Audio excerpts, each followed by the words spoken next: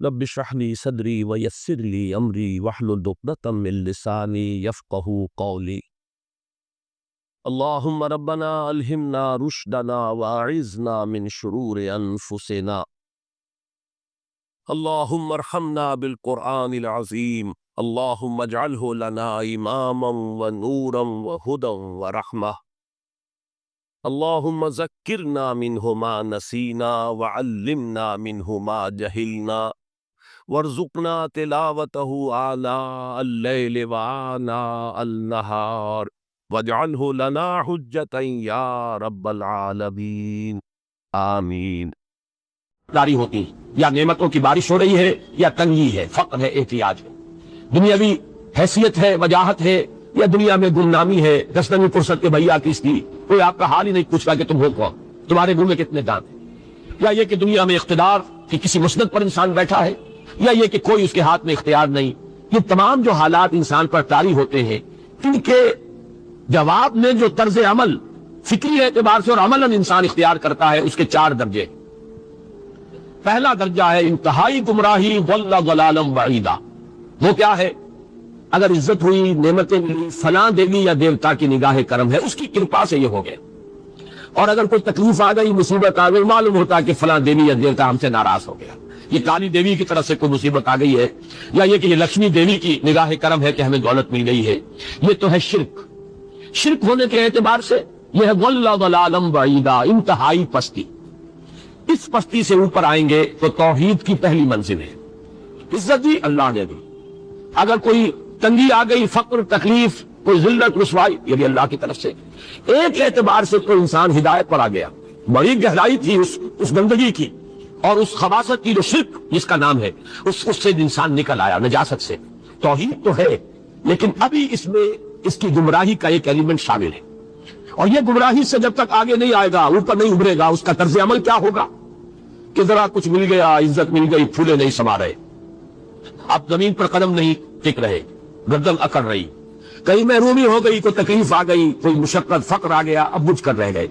ان دونوں کیفیات میں انسان کا پینڈولم جو ہے وہ ایکسٹریم کو جائے گا. یہ تب ہوگا جبکہ انسان یہ سمجھتا ہے کہ اس دنیا میں جو دولت مل گئی یا عزت مل گئی تو یہ گویا کہ بڑی کوئی قابل فخر شے ہے، اور اگر یہاں پر کوئی تکلیف آ گئی، کوئی مصیبت آ گئی، فقر و فاقہ آ گیا تو یہ گویا کہ بہت ہی اہانت آمیز شے ہے. اگر یہ انسان سمجھے گا تو طرز عمل جو نکلے گا نتیجے کے طور پر جو میں بیان کر چکا ہوں، یہ گمراہی ہے. اس گمراہی سے نکلیں گے تو آپ کس مقام پر آئے؟ دوسری منزل ہدایت کی کیا ہے؟ نہ یہ عزت ہے نہ یہ ذلت ہے، دونوں حیثیتیں برابر ہیں، تو یہ امتحان ہے. اسی لیے ان دونوں آیتوں میں ایک لفظ قدر مشترک ہے، اذا مبتلاہ. فاما الانسان اذا مبتلاہ ربہ فاکرمہ ونعمہ. یہ بھی ایک ابتلا ہے، آزما رہا ہے اللہ. کبھی وہ دے کر آزماتا ہے، کبھی چھین کر آزماتا ہے، کبھی فقر و فاقہ سے آزماتا ہے، کبھی وہ کثرت دولت اور کثرت مال سے آزماتا ہے، کبھی وہ صحت دے کر آزماتا ہے کہ یہ قوت و توانائی اور صحت جو میں نے دی ہے یہ اس میں کیا کرتا ہے. کبھی وہ مرض کے ذریعے سے آزماتا ہے کہ صبر کرتا ہے کہ نہیں کرتا. ہمارے لیے شکوہ اور شکایت تو اس کی زبان پر نہیں آ جاتی، نالا اور شیون تو نہیں آ جاتا، تکلیف جھیلتا ہے کہ نہیں جھیلتا، اس میں تحمل ہے کہ نہیں ہے، تو صبر کرتا ہے یا شکر کرتا ہے. یہ دونوں کیفیات در حقیقت اس اعتبار سے مساوی ہے، یہ بھی امتحان، یہ بھی امتحان. یہ حقیقت جب سامنے ہوگی اب وہ پینڈولم جو ہے وہ بہت کم ہو جائے گا. یعنی انسان میں طبعی طور پر تو ایک اثر ہوتا ہے غیر اختیاری. کسی چونٹی نے کاٹا آپ کے پاؤں پر، آپ اپنا پاؤں ہٹا لیں گے، اس میں کوئی ارادہ نہیں، ریفلیکس ایکشن ہے، غیر اختیاری فیل ہے. اس حد تک تو انسان ضرور متاثر ہوتا ہے، اس سے تو کوئی انسان جو ہے وہ بلند تر نہیں ہو سکتا. حضرت ابراہیم رضی اللہ تعالیٰ عنہ حضور کے نومولود فرزند انتقال جب ہو رہا تھا، آپ کی آنکھوں میں آنسو آ گئے. اب یہ طبعی اثر ہے، ایک فیل ہے، انفعالی کیفیت ہے جو بالکل طبعی ہے. لیکن یہ نہیں کہ اس کی وجہ سے انسان کی زبان پر کوئی شکوہ آ جائے، کوئی شکایت آ جائے، یہ نہیں ہوگا. یہ ایمان کے منافی ہے. اسی طریقے سے اگر کوئی خوشی ہوئی ہے تو چہرے کے اوپر ایک نکھار آ جائے گا، تبسم آ جائے گا، اس سے زائد نہیں. اس حد تک تو یہ سمجھیے کہ انسان کا طبعی تقاضا ہے. اس سے زیادہ یہ پینڈولم اگر سوئنگ کر رہا ہے تو گویا کہ اس حقیقت سے انسان محجوب ہے کہ یہ بھی امتحان ہے، یہ بھی امتحان. وہ ہم سورہ حدید میں پڑھ چکے ہیں، ما اصاب من مصیبت فی الارض ولا فی انفسکم الا فی کتاب من قبل ان نبراها ان ذلک علی اللہ یسیر. یہ کہ لا تعصوا علی ما فاتکم ولا تفرحوا بما آتاکم. اللہ تمہیں کچھ دے تو اتراؤ مت، اللہ تم سے کچھ چھین لے تو اس کے اوپر افسوس مت کرو. یہ نتیجہ ایمان کا نکلنا چاہیے.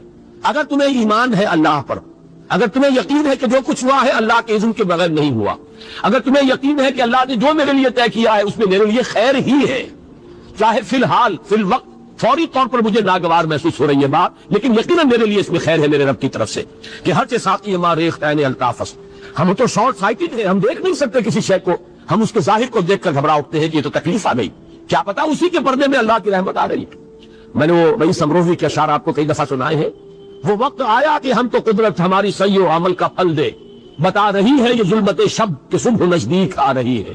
ابھی ہے کچھ امتحان باقی، فلاکتوں کے نشان باقی، قدم نہ پیچھے ہٹے کہ قسمت ابھی ہمیں آزما رہی ہے. رئیس اہل نظر سے کہہ دو کہ آزمائش سے جی نہ ہارے، جسے سمجھتے ہو آزمائش وہی تو بگڑی بنا رہی ہے.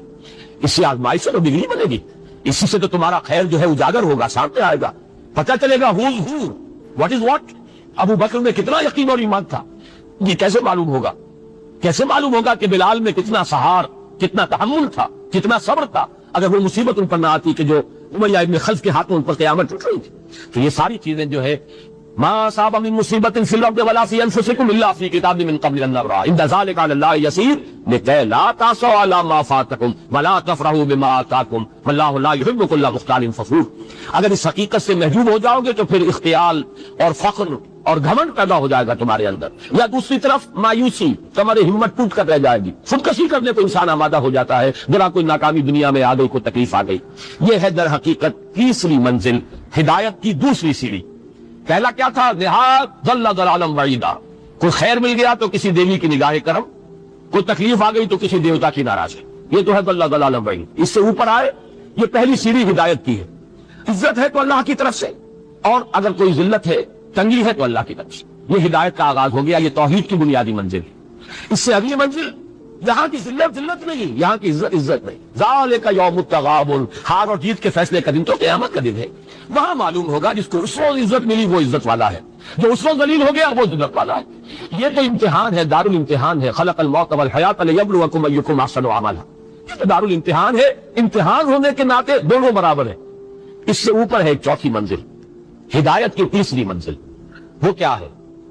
عام طور پر انسان یہ سمجھتا ہے کہ یہ جو آزمائش ہے تنگی کی اور فقر و فاقہ کی، یہ سخت تر آزمائش ہے، اور نعمتوں کی بارش ہو تو یہ آسان آزمائش ہے.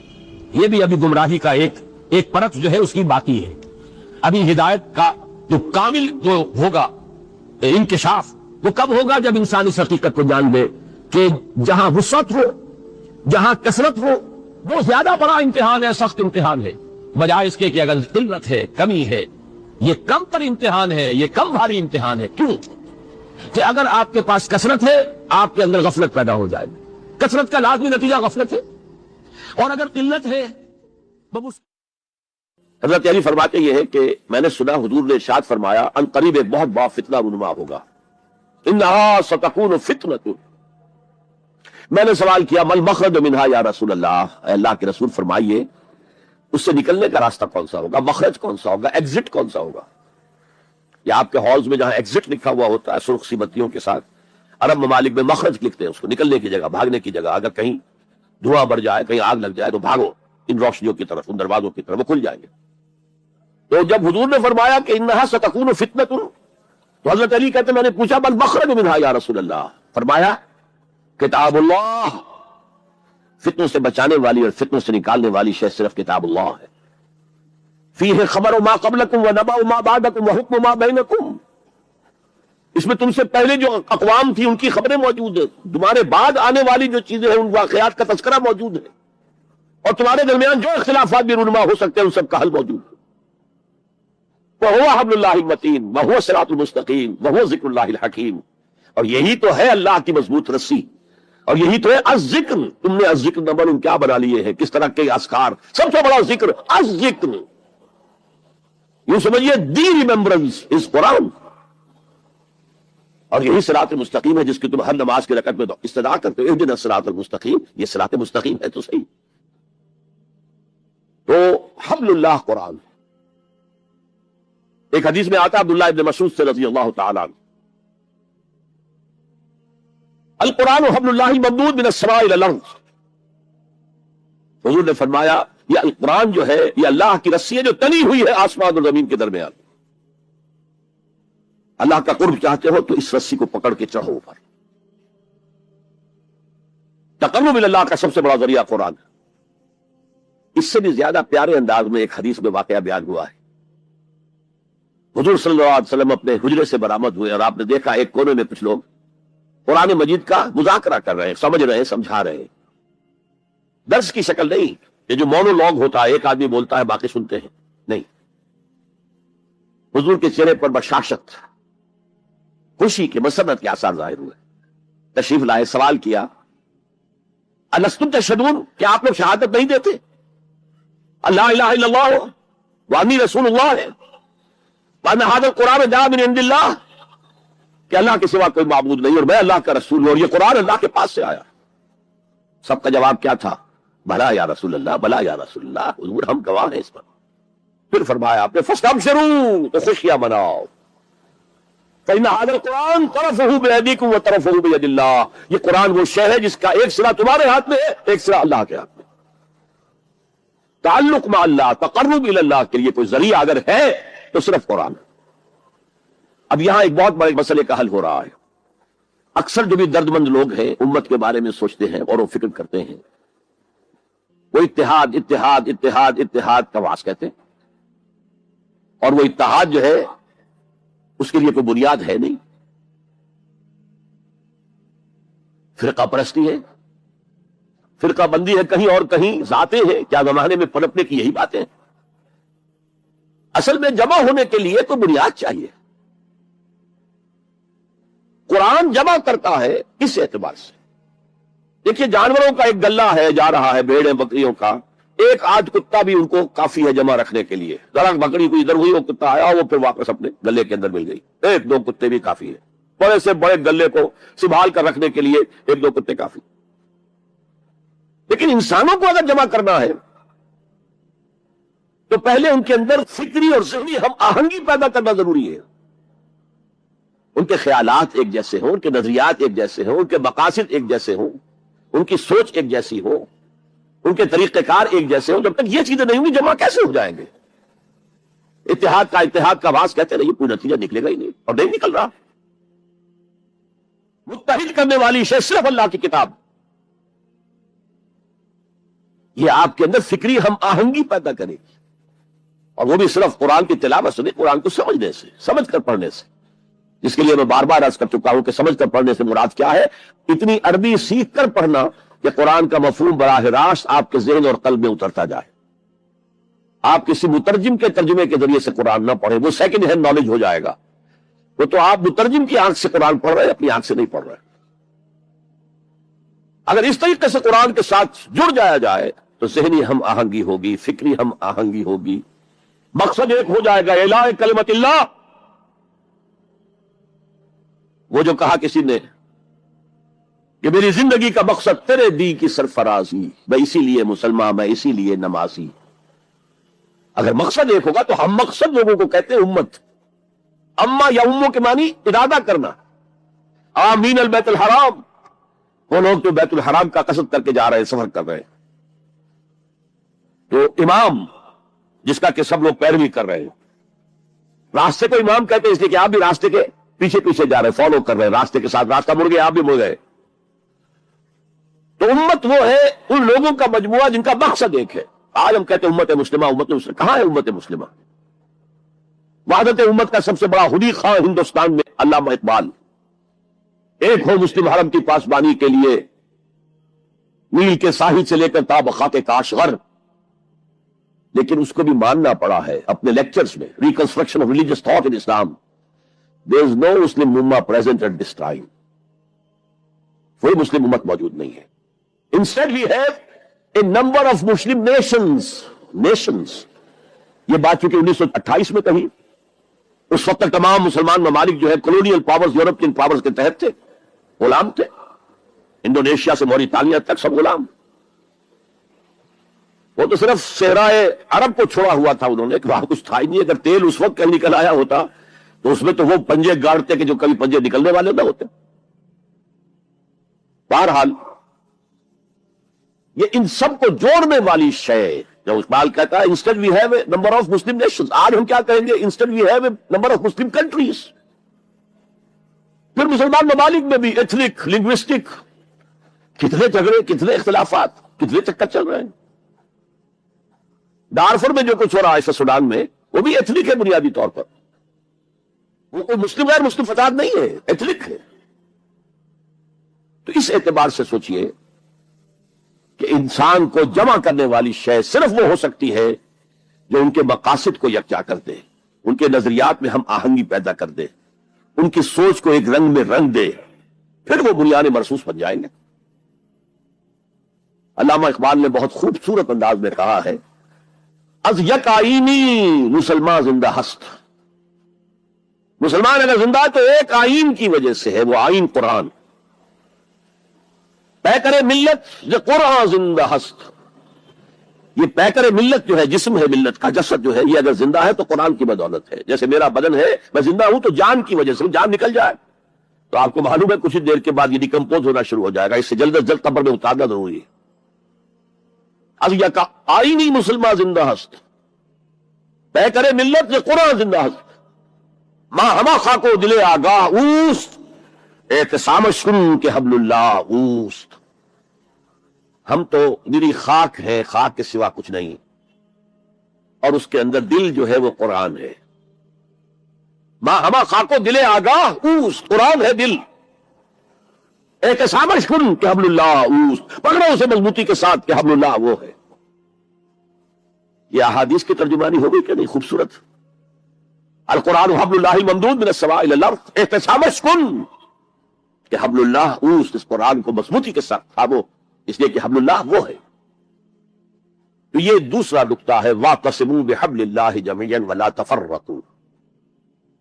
تفرقوا کے لفظ پر توجہ کر لیجئے. تختلفوا نہیں ہے، اختلاف ہو سکتا ہے، دیانت کے ساتھ ہو سکتا ہے. تفرقہ یہ تم اور میں اور. جب اختلاف اس شدت کو پہنچ جائے کہ چھوٹے چھوٹے اختلافات کے اوپر کفر کے فتوے، تم اور ہم اور ہیں، من دیگرم تو دیگری، یہ تفرقہ ہے. اختلاف ہو سکتا ہے. اختلاف امام ابو حنیفہ امام شافعی میں ہوا، ٹھیک ہے، اور امام ابو حنیفہ کے شاگردوں میں ہو رہا، انہوں نے اپنے استاد سے بھی اختلاف کیا، آپس میں بھی اختلاف کیا. لیکن اس اختلاف کو اپنی جگہ پر رکھیے. اختلاف اور ہے اور افتراق اور ہے. افتراق فرق، تم اور ہو میں اور ہوں، یہ کام غلط ہے.